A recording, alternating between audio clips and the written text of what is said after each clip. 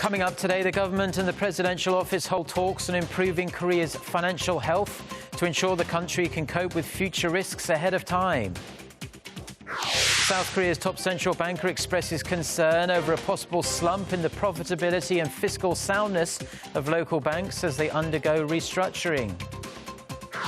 Plus, North Korea's foreign minister protests UN sanctions on his country and argues the regime's nuclear weapons program is only to counter American nuclear threats. Stay tuned for these stories and more.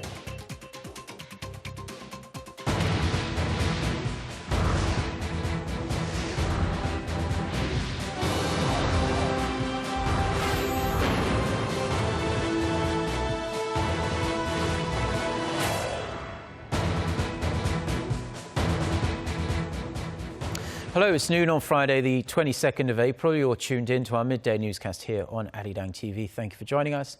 I'm Mark Broom. We begin with Korea's financial strategy for the future. At an annual meeting held at the top office of Cheongwa today, the government has vowed stronger budget reforms that will strengthen control over the allocation and execution of taxpayers' money. Our presidential office correspondent Song Ji-sun has the details. Improving the nation's financial health to prep for a future with slowing growth. The focus of this year's financial strategy meeting was on long-term analysis to counter future risks ahead of time. During the annual meeting held to discuss next year's budget, President Park Geun-hye stressed that the government's finances must be a strong backbone of the economic recovery, with uncertainties in and out of the country expected to increase in the years to come.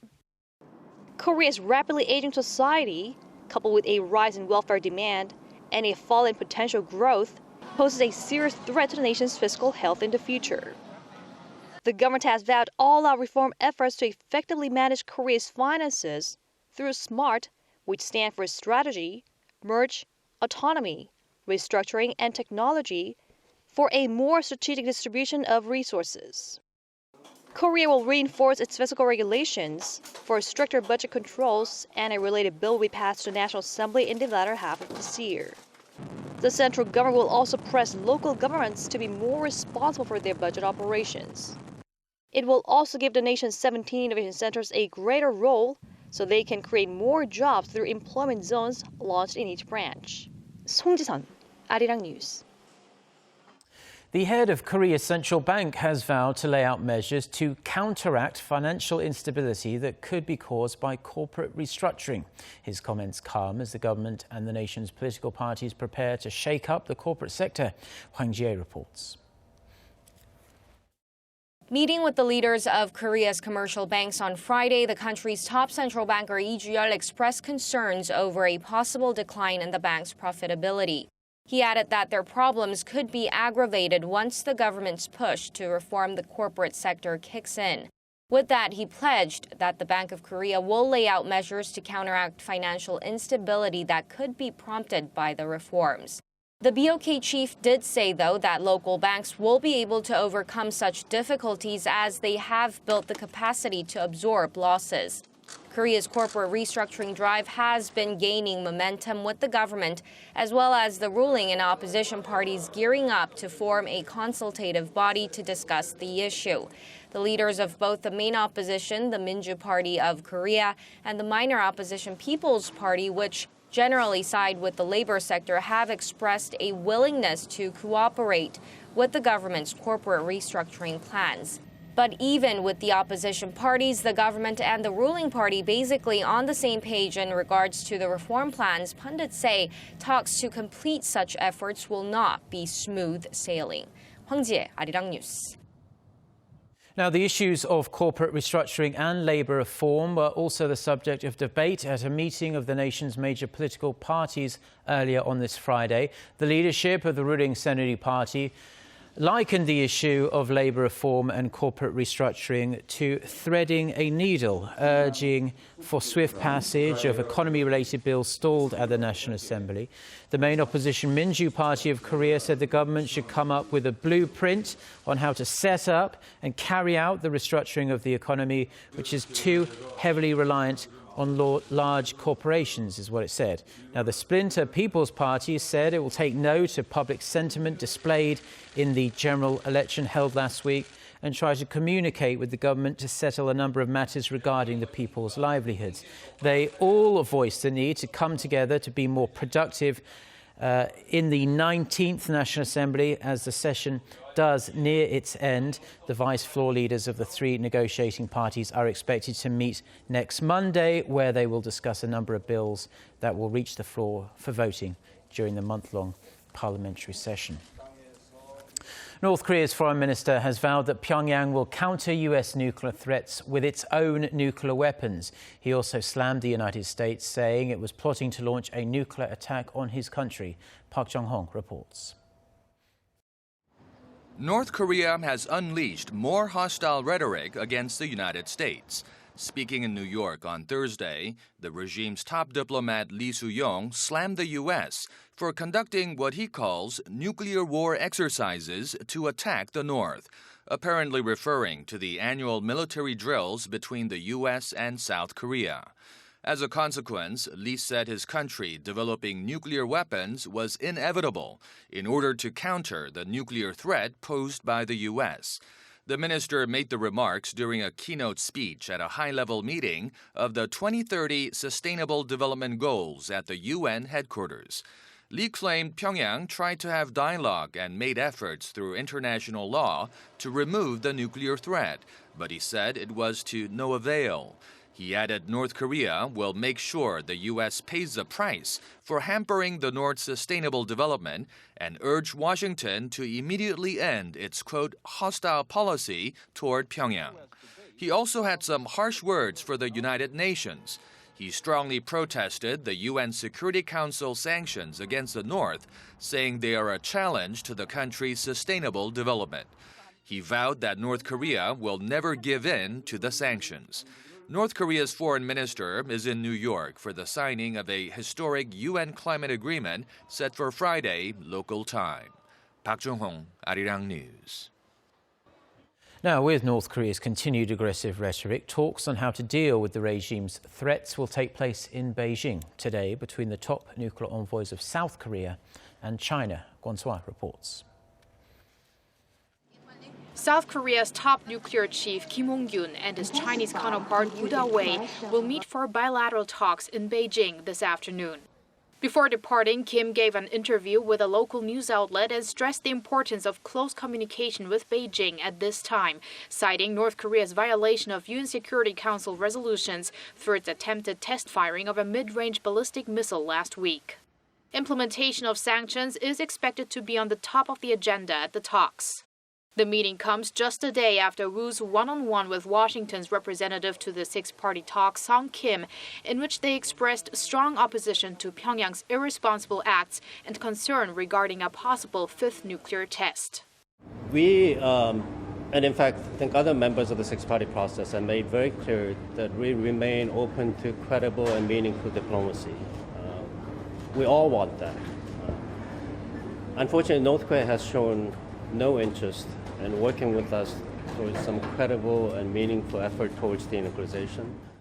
Seoul's foreign ministry sees significance in the back-to-back bilateral talks between the U.S. and China and South Korea and China. We hope that the talks will contribute to increased trilateral cooperation among Seoul, Washington and Beijing on addressing the North Korean nuclear issue.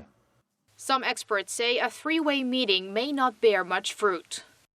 I do believe three-way talks are needed, but there are differences between South Korea and the U.S. on how to respond to Pyongyang, as well as China's perspective. While Seoul remains focused on changing North Korea through sanctions, China wants North Korea included in six-party talks. That's why many are concerned that trilateral talks at this point would yield little progress, taking into account the differing stances of the three nations. Kwon So-ah, Arirang News. Now, a passenger train derailed and partially flipped over in Korea's southern Jeollanam-do province early Friday morning, killing one engineer and injuring several passengers. For more, we are going to connect to our Kwon Jang-ho at the news centre. So, Jang-ho, what exactly happened? Good afternoon, Mark. So late last night, the Mugunghwa 1517 passenger train departed Seoul Station and was nearing Yulchon Station in Jeollanam-do province when the accident happened. Authorities say the train was carrying 22 people and it derailed at around 3:40 a.m. local time. One of the two train engineers on board was killed, while 8 passengers were injured. The passengers were taken to a nearby hospital, but most of them were discharged shortly after. Local police have confirmed that the accident happened because the train driver ignored guidelines from the train controller. The driver apparently did not shift tracks to the lower platform at the guided time and was going at around 130 kilometers an hour when the guide speed was under 50 kilometers an hour. The Korea Railroad Corporation says it has suspended all train operations between Suncheon Station and Yeosu Expo Station, and recovery work is expected to take up to 20 hours. Back to you, Mark. Well, thank you very much, Chang-O, for that report. Now we're going to shift our focus over to international news now. And over 6 days have passed since Ecuador was hit by a devastating 7.8 magnitude earthquake on April 16th. And the country is still struggling to recover. As of Friday, a total of 577 people have been confirmed dead. Over 7,000 people have been injured and 155 people remain missing. More than 400 aftershocks have occurred, cutting off important supply routes and displacing over 23,000 people. The Ecuadorian government estimates the financial damage will amount to over $3 billion. It has announced a series of short-term tax hikes to pay for the cleanup. A nationwide state of emergency was declared by Ecuador's president to dispatch more than 13,000 personnel to the hardest hit areas. Volkswagen has reached a deal with US authorities on the emissions scandal on its diesel cars. It has offered to buy back or fix almost 500,000 cars that violated emission standards. The German car maker could also spend about $1 billion to compensate owners of the affected vehicles, according to the Associated Press. The settlement was reached in principle with the US Environmental Protection Agency, and while specific details were not made available, the final agreement deadline was set for June 21st. In a hearing in San Francisco on Thursday, the judge welcomed the plan. He said the deal included substantial compensation for the owners of cars fitted with emissions cheating software. The price of Dubai crude has rebounded to over $40 a barrel, while other prices inched down on the back of the strong dollar. According to the Korea National Oil Corporation, the spot price for Dubai crude traded on Thursday was $41.70 a barrel, up $2.67 from the previous day. US benchmark West Texas Intermediate for June delivery moved down $1 to $43.18 a barrel. In London, Brent crude closed at $44.53 a barrel, down $1.27. Now, Korea's air traffic rose over 8% in the first 3 months of 2016 from a year earlier on an increase in demand from Chinese travellers. According to the Ministry of Land, Infrastructure and Transport, the number of planes travelling within and in and out of the country surpassed 176,000 in the first quarter of this year, up 8.2% from the previous year.